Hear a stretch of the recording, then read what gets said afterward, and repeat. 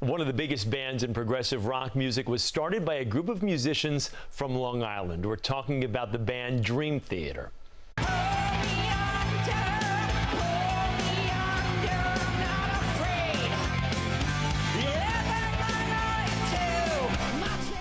Well, they've been around more than 30 years. That's right, 30 years. They've sold more than 15 million albums in the music community. Everyone in that band is revered as a virtuoso player, and they just last year won a Grammy. This month, they'll kick off the Dream Sonic Tour, which brings them to the theater at Madison Square Garden on June 28th.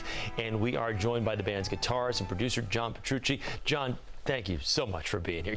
You know what? I was half kidding when I said 30 years making, obviously highlighting that. Can you believe it has been that long? Such success, but such longevity. No, I can't. First of all, thanks for having me. That's great. And it's crazy. Like when I think about when we started and the fact that I'm still in a band with one of the guys I grew up from Long Island, it's just insane. It's really cool. Insane. We're very lucky to be able to do this. And we were really thrilled for you, Thank you. Obviously with the Grammy Award. Talk to me about that, because I mean that just kind of puts things in a whole different perspective. It does. Really appreciate what you've done, all the work, and that is, I mean, a payoff to be standing there in front of your peers and people that you've known for decades, and to receive an award like that. Right. That was a crazy moment. You know, that was our third nomination. At the time, we were kind of in between tour legs. They had moved the Grammys from LA to Vegas. Yeah. And the guys were like, oh, I don't think I'm going to go. So I talked to my wife, said, hey, you want to go to Vegas for a few days? Says, you know, whether we win or not, we'll have some fun in Vegas. So she was there with me, and I'm sitting there, and you know, you don't expect to win, but then they call your name. I'm like, next thing you know, I'm running up there, and I have to give this speech, and it was just also surreal. But what was so cool about it is that we've been playing this crazy form of prog metal, you know, we call it that. I mean, it's weird to most people. We write these crazy long songs, it's all instrumental sections, guitar solos, we have concept albums, and you never think that the Recording Academy would really recognize that type of music. And so I felt like it was such a big win for, you know, prog music and prog metal, and, you know, it was really a great moment. And you go up against some, you know, like Rob Zombie, some like household names and whatnot. I'm sure it's kind of surreal to be sitting there and all of a sudden to hear your name called, like, whoa, wait a second. Yeah, we got to stand up and go accept something right now. Congratulations, because that must have been just a great, you know, crowning achievement type moment. The career's not over yet. I love props, and I just wanted to, if you don't mind, the old CD, you know, we talk about, again, you know, 30 years, you and I are at similar age, and, you know, back in the day, this is where it was at here. I mean, the CD was where it's at. When you look at some of these and you say, my gosh, how the business has come from this time to where it is now, and how you've been to just kind of weather the storm, so to speak, throughout. Yeah, you know what? It's wild, because, you know, you're forgetting about cassettes too, right? Yeah. And we saw the change happen, and of course the CD came out, and that changed everything. Then when everything went to digital and streaming, that was a whole nother, you know, advancement in music delivery. But here's the weird thing. I guess things kind of come full circle. All of a sudden, vinyl. It's coming back, right? Not only coming back, it's huge. You know. Do you feel though it is the best sound? I mean, to really kind of capture the music. What do you think is best? I mean, I love vinyl, to be honest with you, and I love the little scratches and the lights and that. I think it's, you know, I think it's the way music was meant to be heard. There is definitely a charm to that sound. You know, for me, it's funny that, you know, a lot of musicians might relate to this. There's a moment when you're in the studio and it's like perfect listening environment, and it's as high res as you're ever going to get, and you're like, I wish everybody could hear it like this. But then, you know, people are getting it streaming and everything else. So. Can I ask you, you know, about musical influences for you? I mean, you know, I hear things, and I feel like I can hear certain bands that I grew up listening to, and I'd love to hear who were some of your inspirations to see if I was actually right about that. No problem. You know, with us, I guess like the biggest one would be Rush. Okay, boom. Right, that was we were growing up all huge Rush fans. We wouldn't miss a concert when they played, you know, at the Garden or at the Coliseum. Another big one for us was Iron Maiden. Same thing. We'd go see Maiden. So, you know, yes, Metallica, a lot of prog, stuff like that. Tiny bit of Boston at all? Yeah, absolutely. All right, because that was when I first started listening weeks ago. I'm like, let me really listen to this stuff, and kind of going back, and for some reason I kept coming back to that. Yeah. I was a big Boston fan growing up. And, Love Boston. But I Maiden, I listened to in high school. Exactly. Ronnie James Dio, all that stuff. Ozzy, for us, we were kids who were we're really into the progressive bands from the 70s out of the UK, like Genesis and Pink Floyd. Yeah. Yes. Yeah. But then we were teenagers, so it was all about Ozzy and Maiden and Metallica, and we just kind of stuck it all together, and that was the sound.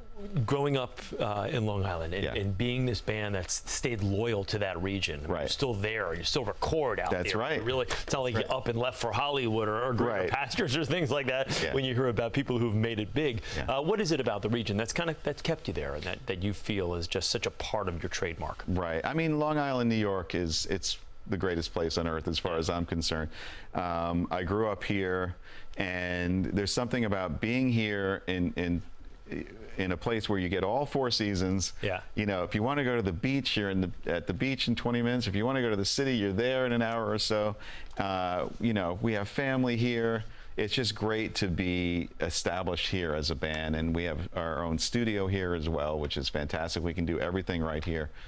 And it's one of those places where you've got people that'll basically tell it like it is. If people love you, they'll love you. If they hate you, they hate you. Exactly. You have some signature spots out there, places that are just kind of go-to places that, in all the years that you've been there growing up, that you just, you couldn't live without? There's a lot of signature places. There's a steakhouse that's our favorite. It doesn't matter where I am in the world. I gauge everything. Yeah, based on that. Yeah, this place called Vintage Steakhouse. It's just so awesome. So as far as moving forward now, writing new, or getting guys together, writing new music, putting new songs out there, things like that. How much of your day does that take up? Do you get? Is it like writing a book, for instance, not being a music writer or knowing how to put 2 notes together? Is it one of those things where you say to yourself, okay, I'm going to go take a month now. I'm going to sit down and really kind of focus, or is it something where you're in the shower in the morning, it just kind of come up, stuff enters your head, and you're like, let me write that down. Let me go put that down. It's kind of a little bit of both. I feel like it never really shuts off. Yeah. So if an idea comes to me, I always make sure that I document it somehow. Yeah. Even if I don't have a guitar with me, I'll sing it into my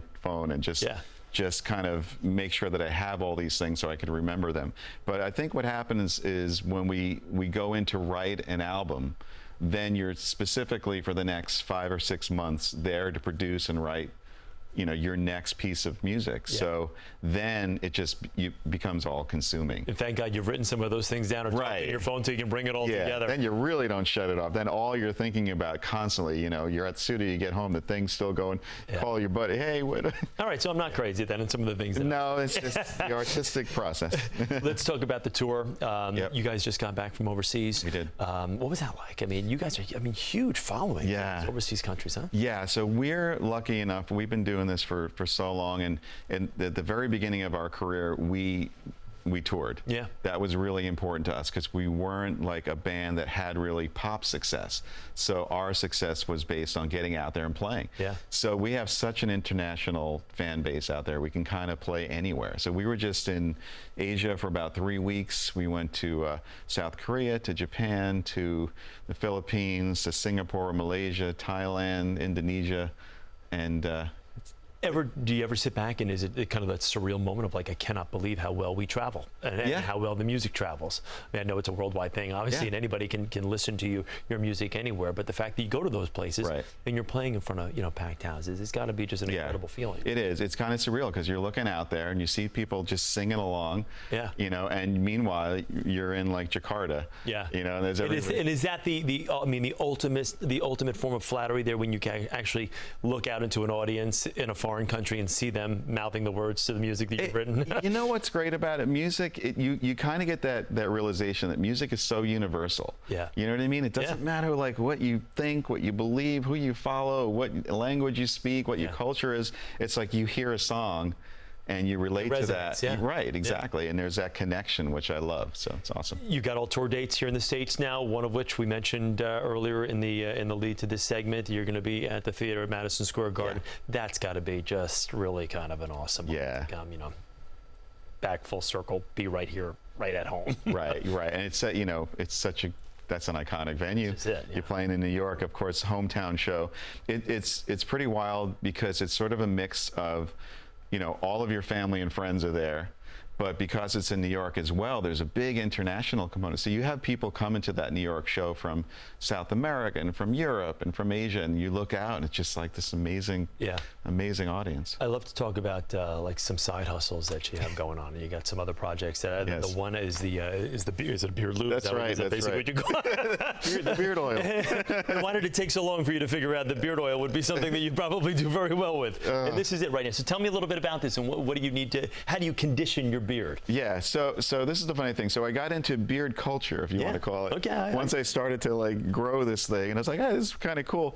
And you find out that there's this whole community like obsessed with the care and the culture, you know, the scent and the shapes. So anyway, my wife Raina had gotten me some mustache wax as a gift from this company called Captain Fawcett out in the UK, and I just loved their whole vibe, their packaging. So I started to buy more product and really get into it.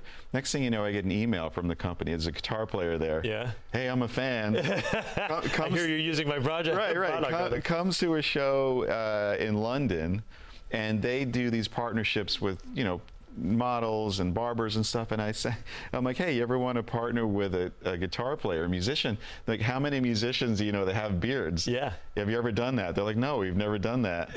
And so we came out with Nebula. That's the name of the product. That's awesome. It's awesome. I give you some, but you know what? I got a long way to go. You need to grow it in a little. It would probably take me about 30 years, the length of your music career, to get a beard that would actually show. I just started this a couple days ago. Is that right? Right. Don't trim that thing, because obviously it's working for you. John, thanks so much. Really great to see you, and congratulations and continued success. It's great to see somebody local here like this make it so big. And appreciate that. Thank you. So we really appreciate Dream Theater.